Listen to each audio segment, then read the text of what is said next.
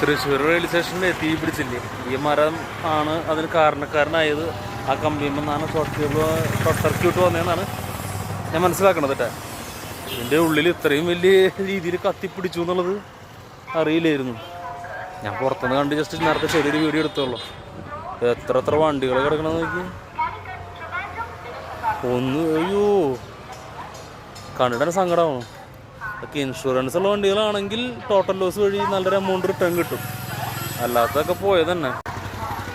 കണ്ട തീ പിടിച്ചിട്ട് ഷീറ്റൊക്കെ ഇതായി പോയി. ഇതൊക്കെ ഡാമേജ് ആയി, ഇരുമ്പിൻ്റെ പൈപ്പുകളൊക്കെ. അതായത് തൃശ്ശൂർ പട്ടാളത്തിലേക്ക് അല്ലെങ്കിൽ സ്ക്രാപ്പുകാർക്കൊക്കെ ഇഷ്ടംപോലെ സാധനം കിട്ടും ഇപ്പോൾ.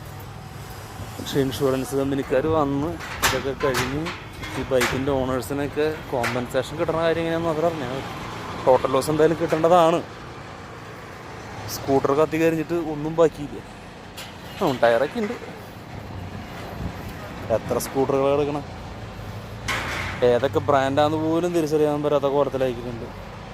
ഇതാ കാണുന്നത് ഗ്ലാമറിന് വേണ്ടിയാണ്, ഹീറോ ഹോണ്ടയുടെ. അയ്യോ കാലത്ത് ജോലിക്ക് പോകുമ്പോൾ സമാധാനമായിട്ട് വെച്ച് പോയ വണ്ടികളെ കാണുന്നു. ഞാനൊക്കെ ഇവിടെ വണ്ടി വെച്ചിട്ട് എത്ര പ്രാവശ്യം പോയിട്ടുണ്ടെന്നറിയോ. വിശ്വാസമാണ്.